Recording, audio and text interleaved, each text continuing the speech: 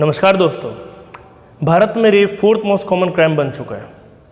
NCRB की report के according Bharat में 33,000 से भी ज़्यादा केसेस रिपोर्ट हुए पिछले साल, यानी कि एवरेज हमारे देश में 91 केसेस हर दिन रिपोर्ट होते हैं। और इसमें से 31,000 से भी ज़्यादा केसेस में करने वाला अक्यूज घर का फैमिली मेम्बर होता है और 28% से भी ज़्यादा केसेस में विक्टिम माइनर होती है, यानी कि 18 साल से भी कम उम्र की। ये आंकड़े आपको बहुत ज़्यादा लग रहे होंगे, लेकिन रियलिटी में तो ऐसे कई ज़्यादा केसेस होते हैं जो कभी रिपोर्ट ही नहीं किए जाते। तो आज हम पूरे प्रॉपर फैक्ट्स के साथ ये एनालिसिस करेंगे कि जिस देश में हम हमारी औरतों को लक्ष्मी माता और सरस्वती माता के समान पूजते हैं, उस देश में हम हमारी लाइफ गिविंग वुमेन्स को कितनी रेस्पेक्ट देते हैं। आइए देखते हैं। पहला, global women peace and security index, यानी कि हमारे देश में हम औरतों को पॉलिटिकली, सोशली और इकोनॉमिकली काम करने की कितनी फ्रीडम देते हैं। इसमें हमारे देश की रैंक 133 है फ्रॉम द 167 कंट्रीज़। दूसरा, जेंडर इक्वलिटी इंडेक्स, यानी कि हम हमारे देश में मेल और फीमेल दोनों को हेल्थ, एजुकेशन और स्टैंडर्ड ऑफ लिविंग में कितनी इक्वल अपॉर्चुनिटी देते हैं। इसमें हमारे देश की रैंक 112 है फ्रॉम द 127 कंट्रीज़। तीसरा, इंडिया फीमेल लिटरेसी रेट, हमारे देश में केवल 64% लड़कियों को ही पढ़ने की अपॉर्चुनिटी मिल पाती है, जो कि वर्ल्ड एवरेज से 22% कम है। चौथा, फीमेल फिटिसाइड, यानी कि बच्ची का जन्म लेने से पहले ही उसे मार देना, इसमें भारत की रैंक 4th है इन द वर्ल्ड। पांचवा, डोमेस्टिक वायलेंस और दहेज की डिमांड की वजह से हमारे देश में हर दिन एवरेज 21 लेडीज सुसाइड कर लेती है। छठा, हमारे देश में पिछले 5 सालों में 1500 से भी ज़्यादा एसिड अटैक्स केसेस रिपोर्ट हुए। मगर इन सब डाटा को जानने के बाद हमें यह जानने की कोशिश करनी होगी कि हमारे देश में रेप जैसे क्राइम क्यों बढ़ते जा रहे हैं। पहला, चाइल्डहुड इन्वायरमेंट, एक स्टडी के मुताबिक 20% से भी ज़्यादा लोग जिनको बचपन में चाइल्ड अब्यूज़ का सामना करना पड़ा, वो बड़े होकर दूसरे लोगों को मॉलेस्ट यानी छेड़ना शुरू करते हैं और घर पे वायलेंस देखकर खुद भी वायलेंट हो जाते हैं। कल्चर, हमारे देश में कल्चर के अकॉर्डिंग औरतों को दोषी माना जाता है कि वो छोटे कपड़े पहनती है, स्मोक करती है और देर रात सड़कों पर घूमती है।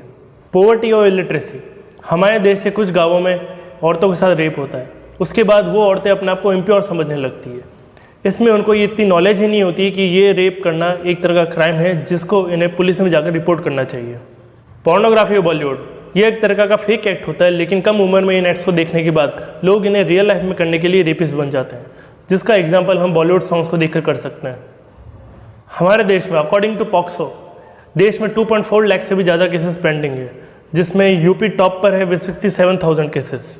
और जितने भी केस सोल्व हो पाते हैं उसमें 4 में से केवल एक केस में अक्यूज़ को सजा हो पाती है और बाकी केसेस में एविडेंस को प्रूव ना करने के कारण उन्हें छोड़ दिया जाता है। हमारी सरकार ने 2008 में क्रिमिनल लॉ अमेंडमेंट एक्ट लाया, जिसके अकॉर्डिंग अगले 2 साल में 1023 फास्ट ट्रैक स्पेशल कोर्ट बनने चाहिए थे, लेकिन इन रियलिटी केवल 195 स्पेशल कोर्ट्स ही बन पाए, जिससे ये पता पड़ता है कि सरकार खुद इन मैटर्स को सीरियसली नहीं लेती। अब हम देखेंगे कि किस तरह हम औरतों के खिलाफ होने वाले इन क्राइम्स को रोक सकते हैं। आइए देखते हैं। जो सरकार इन मुद्दों से वोट कमाती है, उस सरकार को इस देश के लिए काम करने की ज़रूरत है और कई सारे फास्ट ट्रैक स्पेशल कोर्ट्स बनाने की ज़रूरत है, ताकि हमारे देश में लोगों को इंसाफ जल्दी मिल सके। दूसरा, हमारे देश के डॉक्टर्स को MBBS में सिखाया जाता है कि रेप विक्टिम को हमेशा शक की नज़र से देखना चाहिए, यानी कि just as a piece of evidence, ना कि as a patient.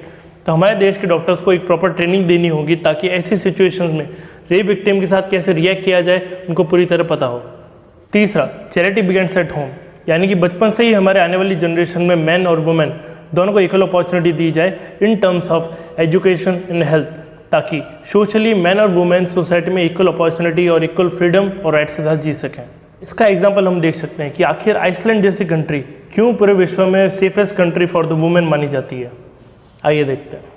Iceland country के लोगों में पॉलिटिकली, सोशली और इकोनॉमिकली कोई डिफरेंसेस नहीं होते हैं, भले वो अपर कास्ट का हो या लोअर कास्ट का हो। यहाँ तक कि वहाँ की पुलिस के पास कोई गन्स नहीं होती और वहाँ की फैमिलीज अपने बच्चों को घंटों तक अकेला छोड़ देती है। ऐसा क्यों होता है? क्योंकि यहाँ पे स्ट्रिक्ट लॉज ग्राउंड लेवल पे इंप्लीमेंट किए जाते हैं, जैसे कि equal pay for equal work. वहाँ की कंपनीज में 40% फीमेल स्ट्रेंथ रखना मैंडेटरी है। अगर वो इन कंडीशंस को फॉलो नहीं करते तो उन्हें डिस्क्वालीफाई कर दिया जाता है। दूसरा, वहाँ पे प्री स्कूल से लेकर कॉलेज तक बच्चों को जेंडर इक्वलिटी के बारे में पढ़ाना मैंडेटरी होता है। तीसरा, प्रोस्टिट्यूशन और स्ट्रिप क्लब वहाँ पर बैंड है। और चौथा, पार्लियामेंट में 40% वुमेन होना मैंडेटरी है। तो धन्यवाद दोस्तों, अगर आपको मेरा वीडियो अच्छा लगा तो मेरे चैनल को सब्सक्राइब करें और अगर ये वीडियो अच्छा लगा तो इसे लाइक करें। धन्यवाद।